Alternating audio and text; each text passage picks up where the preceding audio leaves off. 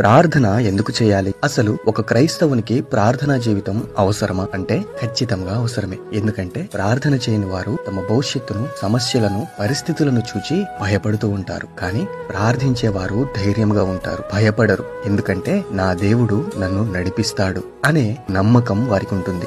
ప్రార్థన చేయని వారి జీవితాల్లో ఎప్పుడూ నిరాశ, ఆందోళన, అసంతృప్తి ఉంటుంది.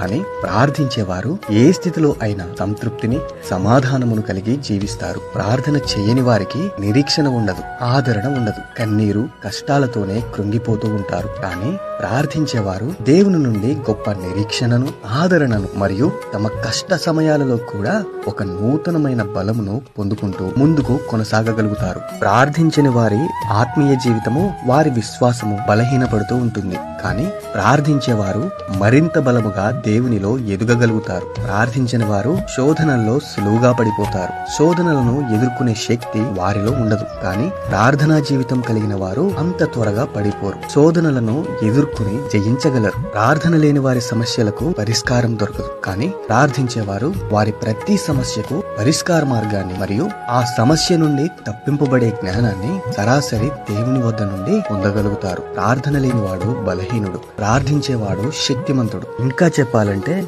ప్రార్థన అనేది మనకు ఊపిరి వంటిది. ప్రార్థన అనేది దేవునితో సహవాసం కలిగి ఉండుటకు మనకున్న అద్భుతమైన మార్గం. మరి నీవు ప్రార్థిస్తున్నావా? ప్రార్థనా జీవితాన్ని కలిగి ఉన్నావా? నేటి నుండి ప్రార్థించు. మన ప్రభు అయిన క్రీస్తు కృప నీకు తోడై ఉండును గాక. Download ShareChat.